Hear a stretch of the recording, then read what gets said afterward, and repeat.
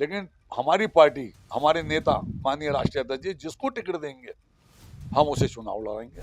उधर की विधानसभा का चुनाव है, ना कि महानगर का। हम किसी दौड़ में नहीं है और ना हमें चुनाव लड़ना है और ना हम किसी के सपोर्ट में है।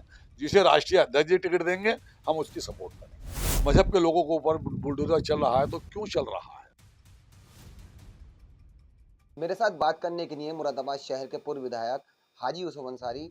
उनसे हम जानेंगे कि कुंदरकी में उपचुनाव होने वाले हैं, तो सर का किसको समर्थन मिल रहा है, या खुद मैदान में उतरने वाले हैं, या मुरादाबाद के जो सांसद रह चुके हैं डॉक्टर एस.टी. हसन, उनको समाजवादी पार्टी के राष्ट्रीय अध्यक्ष चुनावी मैदान में उतारेंगे। सर, बहुत बहुत स्वागत है आपका द न्यूज़ 15 में। और आपसे यही जानना चाहेंगे, कुंदरकी विधानसभा को लेकर क्या तैयारी चल रही है आपकी पार्टी? हमारी पार्टी की तो करीब 32 उम्मीदवार टिकट मांग रहे हैं, जिन्होंने बहुत ताकत के साथ, उसमें 12 से 15 लोग ऐसे हैं जो बहुत डटकर बड़ी मेहनत से टिकट मांग रहे हैं। लेकिन हमारी पार्टी, हमारे नेता माननीय राष्ट्रीय अध्यक्ष जी जिसको टिकट देंगे हम उसे चुनाव लड़ेंगे। और ये साफ कर दें कि वो कुंदरकी विधानसभा का चुनाव है, ना कि महानगर का। हम किसी दौड़ में नहीं है और ना हमें चुनाव लड़ना है और ना हम किसी के सपोर्ट में है। जिसे राष्ट्रीय अध्यक्ष जी टिकट देंगे हम उसकी सपोर्ट करेंगे।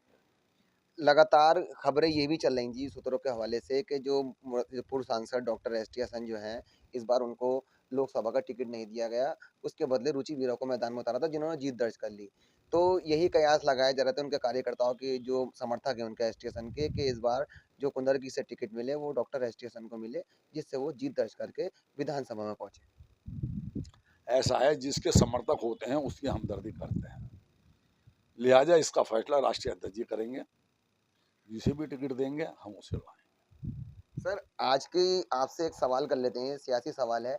जो अपर्णा यादव जो सपा छोड़ के भाजपा में शामिल हुई थी, उन्होंने ये उम्मीद लगाई थी कि मुझे कोई बड़ी जिम्मेदारी मतलब पार्टी की तरफ से दी जाएगी, लेकिन ना ही तो उनको चुनाव लड़ाया गया और उनको ना कोई जिम्मेदारी दी गई है। लेकिन अब उनको एक उपाध्यक्ष बनाया गया है महिला आयोग का, तो जिसको लेकर वो नाराज चल रही हैं।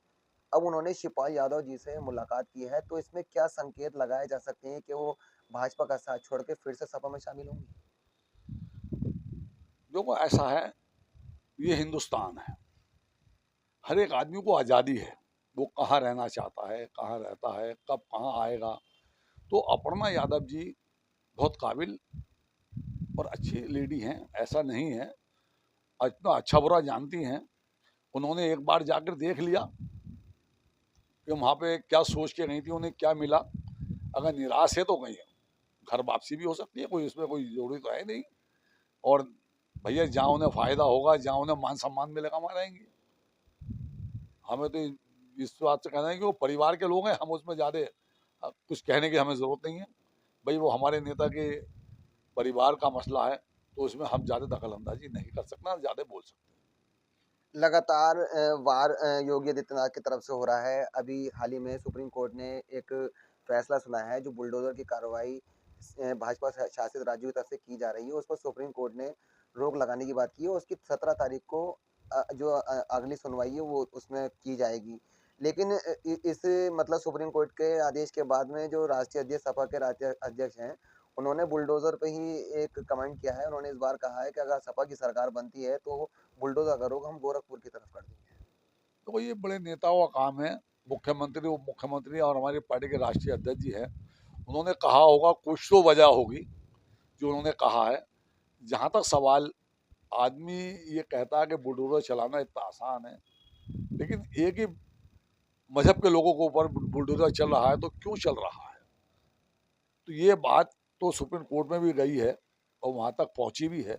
तो मैं ये कहता हूँ, सरकार जब शपथ लेती है, किसी चीज़ की कसम खाती है आइन की, तो उसे भी इंसाफ करना चाहिए और भेदभाव नहीं करना चाहिए। ये मेरा मानना है। चलिए, बहुत बहुत शुक्रिया। तो देखा, मेरी बात पूर्व विधायक हाजी यूसुफ अंसारी साहब से हो रही थी। उन्होंने मेरे सवालों के सीधे सीधे जवाब दिए। उन्होंने कहा है जो भी पार्टी की तरफ से मतलब प्रत्याशी घोषित होगा उसको चुनाव लड़वाया जाएगा, उसको चुनाव जितवाया जाएगा। वहीं बुलडोजर की जो कार्रवाई पर सुप्रीम कोर्ट द्वारा रोक लगाई है, उस पर भी मेरा सीधा सीधा जवाब दिया है, जो राष्ट्रीय अध्यक्ष ने क्या सोच कर कहा होगा। द न्यूज़ 15 के लिए फराज खान।